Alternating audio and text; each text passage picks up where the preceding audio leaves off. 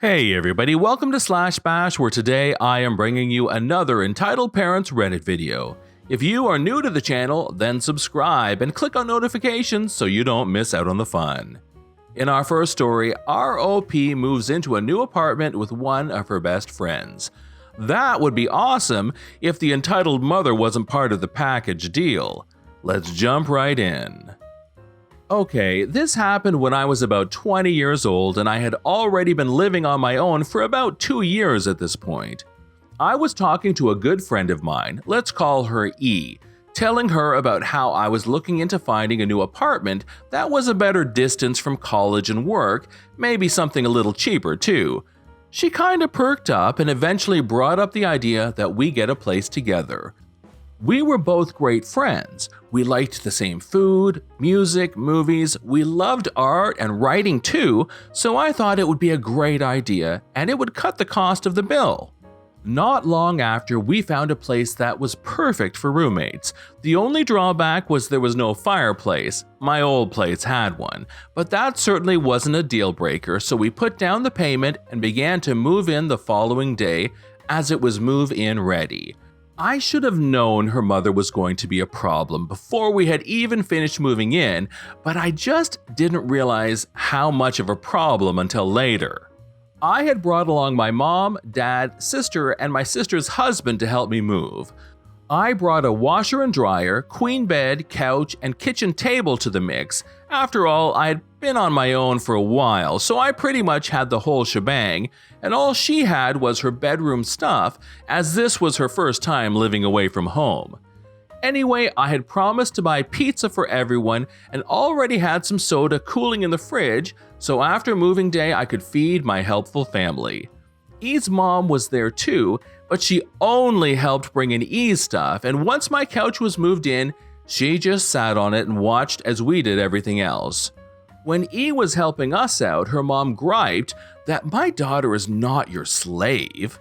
E had offered to help, but we didn't ask or make her do anything. Besides, this was her place too. I can promise she'll eat at our table sometimes. Eventually, everything was inside and I decided to order the pizza, and E's mom spoke again. "I want veggie supreme on my pizza," she said. I frowned at this. I'm okay with veggie pizza, but I know what the rest of my family likes, and I was only ordering 4 pizzas. No one here really liked all veggie pizza. I guess I could do one that is half veggie, I offered. What? You mean I do all this work and I don't get my own pizza? She was literally shrieking. Of course not. We are all sharing these. Thankfully, E intervened and offered to get her mom her own pizza, although I could hear her grumbling the whole time that her precious daughter is so generous and I'm so selfish. By the way, E and her mom shared that pizza. I was exhausted by the time everyone had left, and it was pretty late when I had finally set up at least half my bedroom, so I crashed and went to sleep. I didn't have work for the next 2 days, and it was a weekend, so no college either, so I was looking into a nice long sleep and using the days to set things up and make our apartment a home. Unfortunately, the next day I was rudely awakened by a loud banging on our front door. It was 5:30 a.m. I was about to get up, but I heard E answering it, and unsurprisingly, it was E's mom. I knew E and her mother were close, and I think she secretly hated me for stealing her daughter, though moving together was not my idea, but whatever.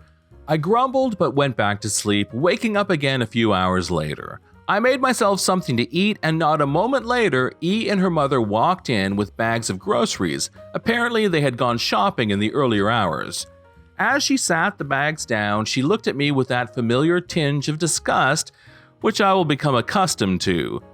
"Listen, we just spent over $100 at the store today getting things that you can both use. I expect at least half of what I bought to be reimbursed right now," she demanded.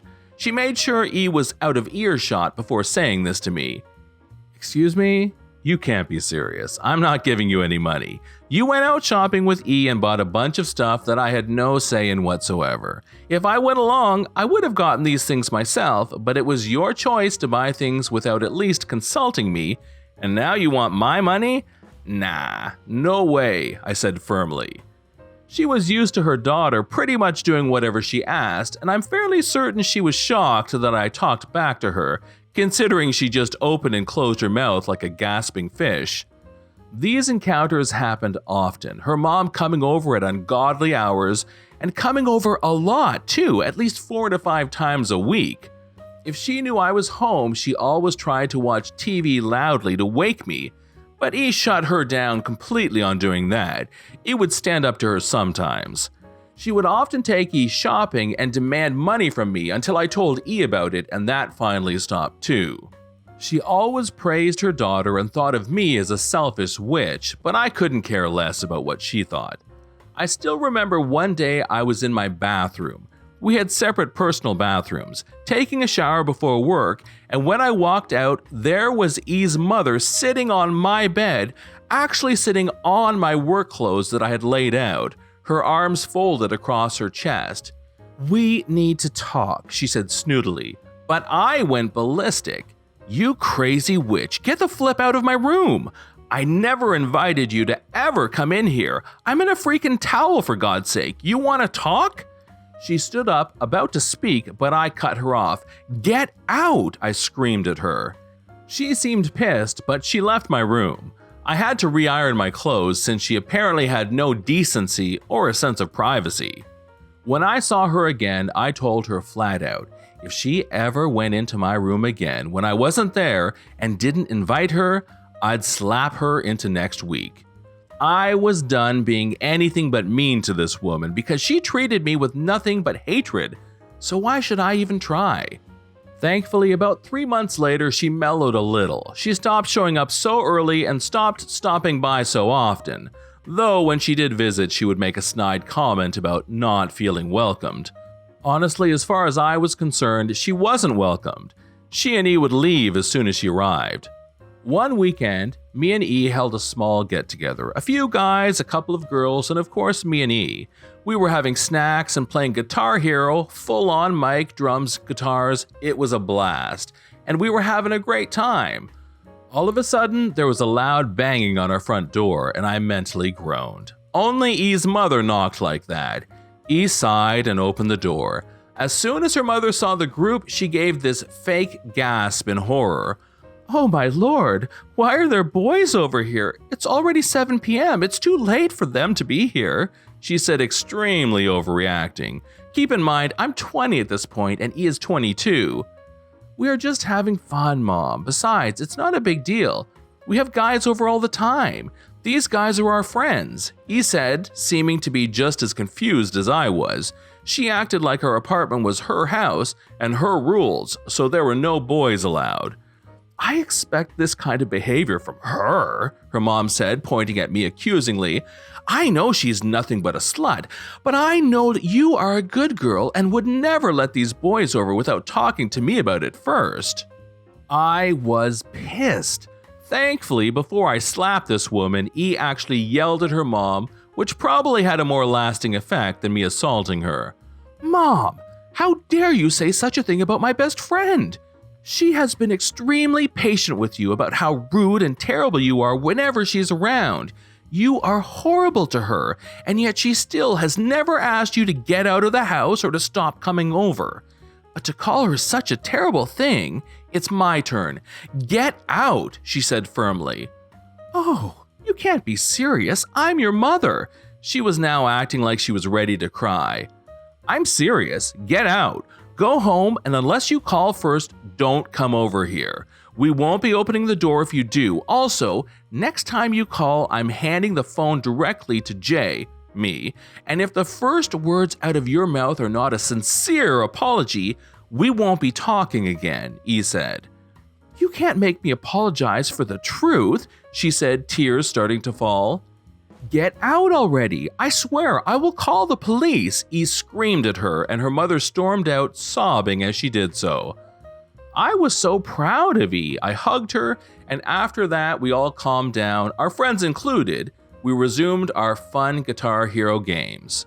It took almost 3 weeks before finally, after hundreds of calls not being an apology to me, she finally relented and said she was sorry for all the name calling and being so rude towards me. I'm sure she didn't mean it, but I accepted the apology anyway. She was better after and did call before coming over, but she was still rude whenever she thought she could get away with it. When it was time to renew our lease, I had to tell E I couldn't live with her anymore.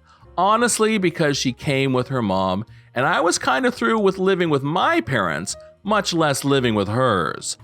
Thankfully, she understood. I got my own place and she moved back home. We are still friends to this day and still close to one another, so thankfully, this didn't ruin our relationship. This is John from /bash. Thanks for watching.